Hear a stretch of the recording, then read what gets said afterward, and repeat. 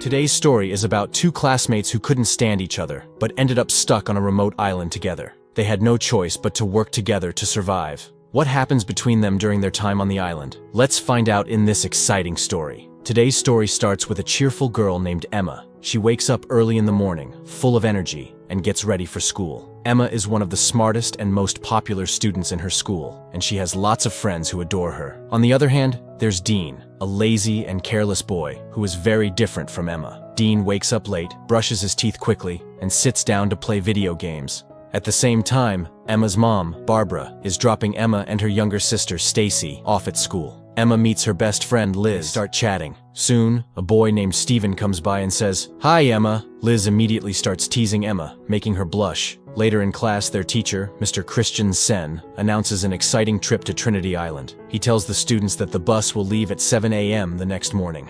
At lunch, Liz talks to their friends about Emma and Steven, joking about how this trip could bring them closer. Emma tries to change the subject and focus on the trip, but her friends are too busy making plans for her love life. During lunch, Emma notices Dean sitting alone, cutting an apple with a small knife. Miss Collier, one of the teachers, catches him and scolds him for bringing a knife to school. She drags him to the principal's office, leaving Liz to say, "See, Dean is nothing but trouble." The next morning, Emma is excited about the trip. She thanks her parents, Barbara and Phil, for letting her go. Meanwhile, Dean doesn't want to go, but his dad reminds him, "We worked hard to get you on this trip after your mistakes. Don't waste this chance." Dean reluctantly agrees. At the school, Mr. Christian Sen gathers everyone and asks them to get on the bus. As Emma gets on, Steven says hello, but Liz pulls her away, whispering, "Focus on Steven, don't waste time on anyone else." After a long journey, the group reaches Trinity Island. Emma and her friends rush to the pool, splashing and laughing together. Steven joins them, but Dean watches from the balcony, keeping to himself. Later, one of Emma's friends tells her about a party on a local boat.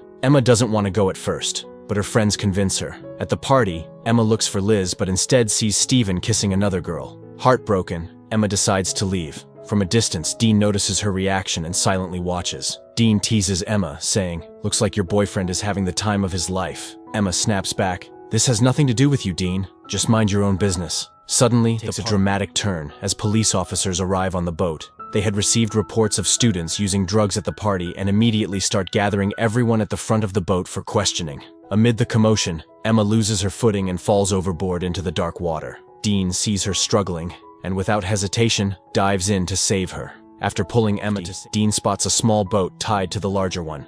He helps Emma onto it and quickly cuts the rope, detaching them from the big boat. Emma looks at him in disbelief and asks, "Why did you cut the rope?" Dean replies, "I'm not getting caught up in a police.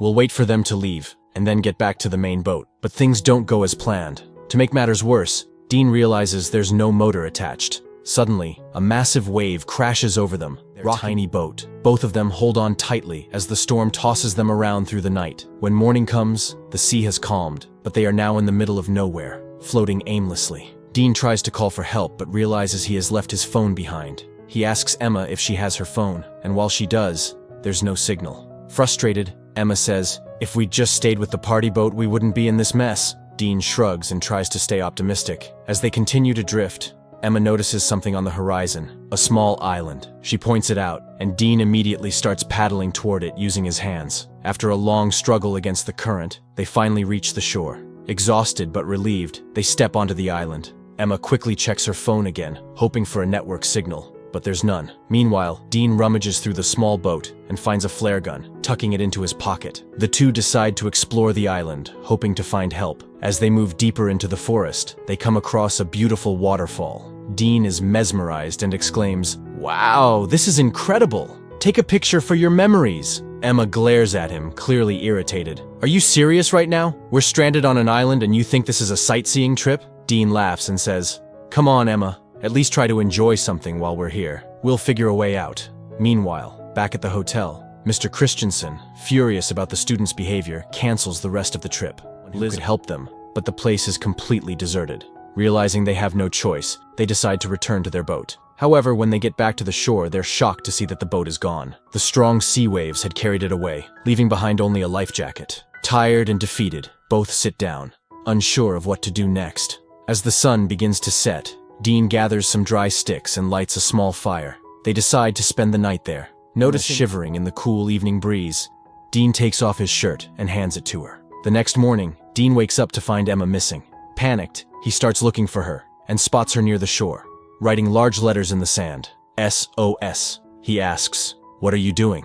Emma replies, "Trying to save my life. We need to find water and food or we won't survive long." Dean heads toward this, deciding to swim and cool off. As he does, Emma watches him quietly.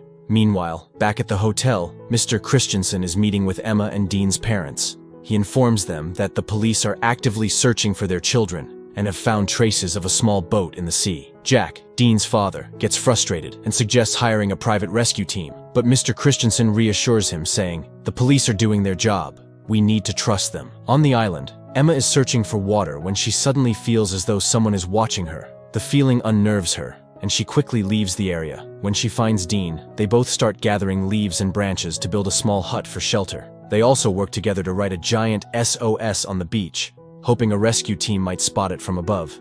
They explore the island and eat whatever they can find. Dean discovers a banana tree and picks some bananas for both of them. The heat on the island becomes unbearable, so Emma cuts her long pants into shorts. That evening, as Dean naps inside the hut, Emma lies down beside him. In his sleep, Dean turns toward Emma and places his hand on her. The next day, Emma bathes under a waterfall when Dean approaches, asking for sunscreen. Emma says, "I'm bathing here. Go somewhere else." Dean smirks and replies, "You told me to keep watch for safety, so here I am." Emma frowns and says, "I told you because I think there's someone else on this island. You're not alone." Back at the hotel, Emma's disappearance has made the news. The police tell her parents that the chances of finding Emma and Dean alive are slim, and they've started searching for their bodies. This news breaks Barbara's heart. Phil comforts her, saying, "I'll take care of Stacy at home, but don't lose hope. We'll find Emma." Meanwhile, Jack rents a helicopter and joins Barbara in the search. They fly over the sea, scanning the area for any sign of their children. As night falls on the island, Emma tells Dean, "I miss my family so much." Trying to cheer her up, Dean starts looking around but stumbles upon a human skull. But Emma panics at the sight. This must have been someone who got stuck here, just like us. Look what happened to him. What if the same to us? Dean tries to calm Emma down and says, "No, this person was probably a fisherman, or maybe even a smuggler who ended up here by accident. We're not like him. We have people looking for us, people who care about us. We're not alone. I promise we'll survive. Trust me." Saying this, he leans in and kisses her. For Emma, it was her first time kissing someone. As the night deepens, Dean crosses all boundaries of closeness. That night, for the first time, Emma feels the thrill of experiencing something so wild and untamed. By morning, Emma wakes up and looks around. She realizes Dean is nowhere to be seen. She starts calling out his name. She searches desperately. She finds Dean digging a pit. Confused, she asks him what he's doing, but before he can respond, Emma trips and falls, scraping her knee. Dean quickly cleans her wound and reassures her, "You're going to be okay." Later, at the waterfall, Dean opens up about his mother, who died in a car accident. Emma listens intently, touched by his vulnerability. As rain begins to fall, Dean starts playing in it, and Emma joins. They laugh, dance, and share a light-hearted moment. Dean places a flower in Emma's hair, making her smile. Emma says, "I want to enjoy the storm again." Dean smiles and starts preparing for another night of adventure. Meanwhile, a month has passed since Emma and Dean disappeared. The police declare them likely dead and end the search. However, Emma's mother Barbara and her friend refuse to give up hope. Barbara organizes another search with Jack, distributing flyers with their details. After days of searching, Jack tells Barbara, "We've tried everything. Maybe it's time to go home." Heartbroken, Barbara agrees but remains uncertain about her daughter's fate. Back on the island, Dean tells Emma about a green light his mother described, said to appear at sunset. Together, they decide to look for it, giving them a sense of purpose. Weeks pass, and they grow closer, enjoying the beauty of the island and finding solace in each other's company. They become intimate with each other whenever they want. One day, Emma asks Dean about his first intimate experience. Dean laughs and shares, "It was with an older friend back in school." When Dean asks Emma how she felt, she shyly admits, "It was good." They laugh, and Emma says, "I want more experience." Dean grins and agrees. While foraging for fruits, they hear the distant hum of a plane.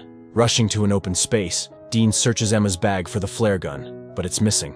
The plane flies away, leaving them dead. Later, Emma notices other items are missing. A chilling thought crosses her mind. "Dean, I think someone else is on this island, and they've been stealing from us." A few more days pass, and still, only one plane has passed over the island. No one has come to rescue them. Dean and Emma sit in the hut, discussing whether they should give up on the hope of returning home.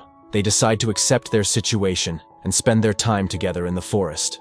Suddenly, Dean hears the sound of an animal. He goes into the forest to investigate, and Emma, worried about him, follows. As Dean ventures further, he encounters a black panther. He runs in panic, and after a long chase, he falls to the ground. When Emma reaches him, she sees that Dean is holding a blood-soaked knife, having killed the panther in self-defense. Back home, Emma and Dean's friends and family try to continue their lives without them. Emma and Dean, however, have adapted to life on the island. They've learned to hunt and build a life together in the hut, having let go of the hope that anyone would save them. One day, as they lie down to rest, Emma notices that their missing items are falling from above.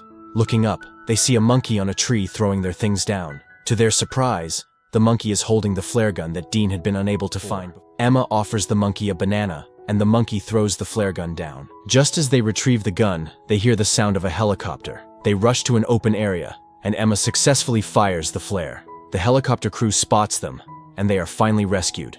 After 3 months, Emma and Dean return home. At the airport, their friends and families greet them with joy. They are taken to their respective homes, and that night, Dean visits Emma. They talk about how strange it feels to be back home, and Dean leans in to kiss her, but Emma pulls back, explaining that her parents are constantly. On prom night, Dean watches TV at home when his father asks if he wants to wear his coat to the party. Meanwhile, Emma arrives with her sister. Liz leads Emma to a surprise, and Emma sees Dean standing outside in the rain, waiting for her. This sight memories of the island, and Emma, moved, steps outside to join him. Dean and Emma are reunited, and they kiss, their happiness shining through. The story ends here.